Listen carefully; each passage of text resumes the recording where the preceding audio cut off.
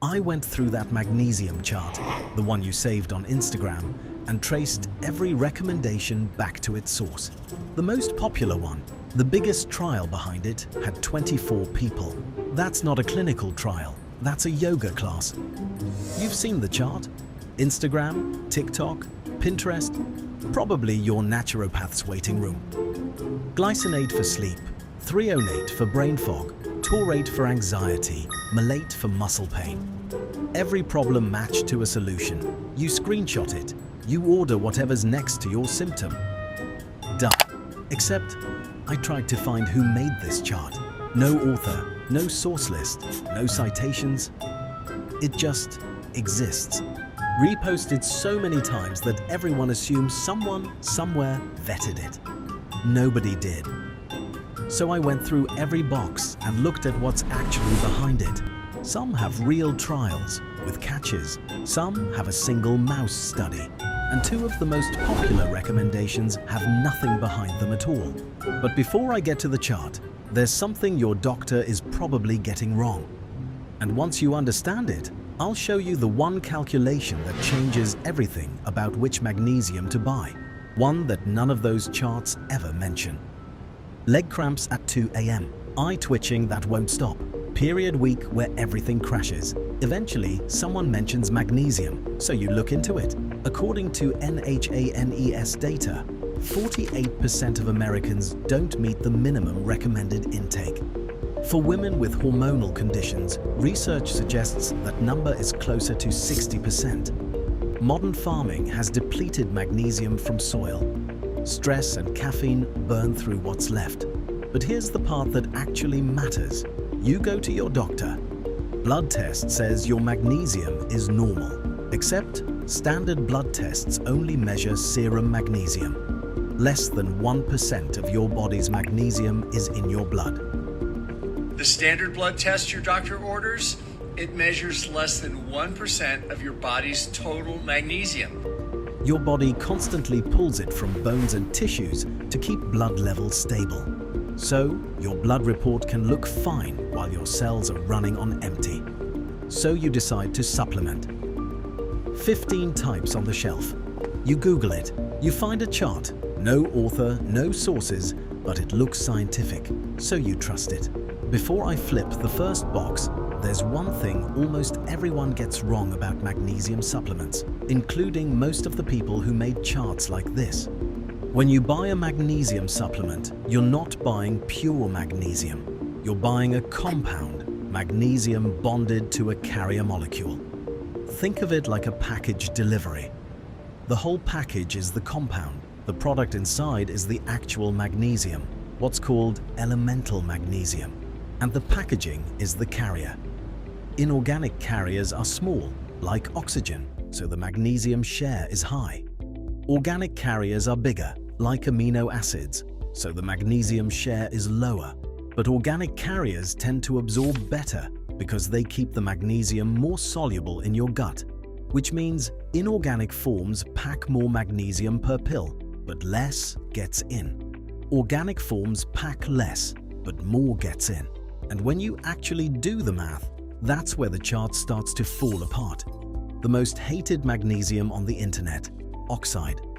Every blogger says the same thing. 4% absorption, basically chalk, so you throw it out and buy Glycinate. But when I ran the numbers, something didn't add up. Oxide is about 60% elemental magnesium. A 500 milligram capsule gives you 300 milligrams of actual magnesium. Glycinate is about 14%. A 500 milligram capsule gives you 70 milligrams. To match one Oxide capsule, you'd need 4 Glycinate capsules. Now, at 4% absorption, Oxide delivers about 12 milligrams. At 80% absorption, Glycinate delivers about 56 milligrams. Glycinate wins that round. But the gap isn't useless versus miracle. It's narrower than every chart on Instagram makes it look. And that 4%? I traced it. One study, Firoz and Graeber, 2001. Small sample. 25 years ago, never replicated. A 2021 systematic review, Pardo and colleagues looked at all the evidence comparing forms. It has found organic forms do absorb somewhat better than inorganic. But its actual bottom line, for a healthy person, every form they looked at can maintain normal magnesium levels. The chart sells you a winner and loser ranking. The best available review says the gap barely matters for most people.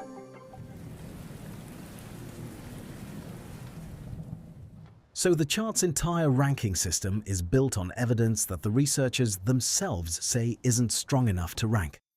So that's Oxide. The most popular alternative, Glycinate for sleep, has a real clinical trial behind it. Schuster and colleagues, Leibniz University Hanover, 2025. Double-blind, placebo-controlled, 155 participants. Glycinate improved insomnia scores. That's real. But when I read the actual paper, not the summary, the paper, the dosing table showed something the chart doesn't mention. The supplement contained 250 milligrams of magnesium, but because of how glycinate works, each magnesium atom is bonded to 2 glycine molecules, and glycine is roughly 3 times heavier. To get that 250 milligrams of magnesium, you're also swallowing over 1,500 milligrams of glycine, 6 times more glycine than magnesium by weight. When you take magnesium glycinate, 80 to 86% of it is actually glycine, and the other portion is a elemental magnesium. And glycine by itself is a known sleep aid. It works through NMDA receptors, switches in your brain that regulate core body temperature. Glycine activates them, your temperature drops, and that drop is one of the signals your body uses to fall asleep. Increases skin blood flow, decreases core body temperature. Right? In order to get into a deep sleep, your core temperature needs to drop. Ban Ni and colleagues showed this in 2012. So when you say glycinate helps me sleep, you don't know if it's the magnesium or the glycine. You might be paying for a magnesium supplement while the amino acid it's bonded to does the work. And the one trial that actually tested magnesium glycinate for sleep. The supplement provided by Biogenar, the Austrian company that sells it. The lead researcher has ties to a contract research organization that receives nutraceutical industry funding. That doesn't invalidate the results, but no independent team has replicated them. If you take glycinate and feel a difference, there's no reason to stop. But the chart's clean. Glycinate equals sleep equation is more complicated than it looks. Magnesium L-threonate, brand name Magtine. The pitch, the only magnesium that crosses the blood-brain barrier. The only compound which can significantly increase the brain magnesium. Some ads claim it makes your brain 7.5 years younger, and almost all the human research behind those claims traces back to the same handful of people. At the center is Neurocentria, and its CEO, Guosong Liu, co-author on the original 2010 rat study that started the whole thing. Neurocentria developed it, owns the patents, funded the foundational studies, then exclusively licensed it for commercial sales. In late 2024, that licensee secured a 5-year exclusivity in the EU. For now, the only ones cleared to sell magnesium L-threonate in Europe. The crosses the blood-brain barrier claim comes from the rat study. Slutsky and colleagues, 2010, Neuron. That was done in rats. It has never been verified with human brain imaging. This does not mean threonate is useless. The original research was published in Neuron, a top-tier journal. The neuroscience may be real, but the funding, the validation, and the sales are all the same line of people. Until someone without a financial stake runs the same test, that's where it stays. Two of the most popular pairings on the chart, taurate for anxiety, malate for muscle pain. Let's check the evidence. Taurate for anxiety. There is no human clinical trial that has ever tested magnesium taurate specifically for anxiety. None. First, magnesium on its own may have mild anti-anxiety effects. In 2017, Boyle did a systematic review, found some supportive evidence, but noted significant limitations. Second, taurine, the amino acid magnesium is bonded to, influenced the GABA system in animal studies. GABA is the brain's main calming signal. More of it, less anxiety. So the logic goes, magnesium might reduce anxiety, taurine might boost GABA, therefore magnesium taurate should be great for anxiety. But that's three separate assumptions stacked on top of each other. The third, that bonding them delivers both effects in people, was never actually tested. The story starts in 1992 when Abraham and Fletcher's gave magnesium malate to 15 fibromyalgia patients and reported that their pain improved. But the study had no placebo group and no blinding. Everyone knew what they were taking.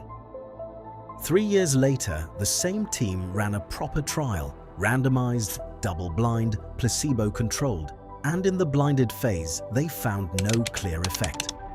The improvements only showed up later in an open-label phase where everyone knew what they were taking. So the one time they tested it properly, it didn't deliver. And in the 3 decades since, no one has run a larger trial to settle it. 4 boxes checked. 1 real trial with a hidden ingredient, 1 patent trail that goes in circles, and 2 with nothing behind them at all. But the thing that actually determines how much magnesium gets into your body has nothing to do with which form you pick. And most people are getting it wrong every single morning. This part frustrated me because the stuff that makes the biggest difference is so simple that nobody bothers to put it on a chart. Take your magnesium with your morning oatmeal, and the phytic acid in those oats can block up to 60% of your magnesium absorption. Bone and colleagues showed this in 2004. Phytic acid reduced magnesium absorption by up to 60%. Calcium and magnesium share the same absorption pathway. Take a big calcium dose at the same time and they compete. The fix is simple.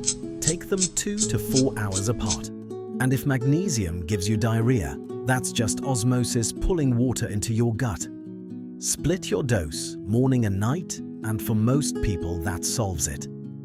These 3 things, what you take it with, what you take it near, and how you split it, probably affect how much magnesium gets into your body more than whether you chose one form over another.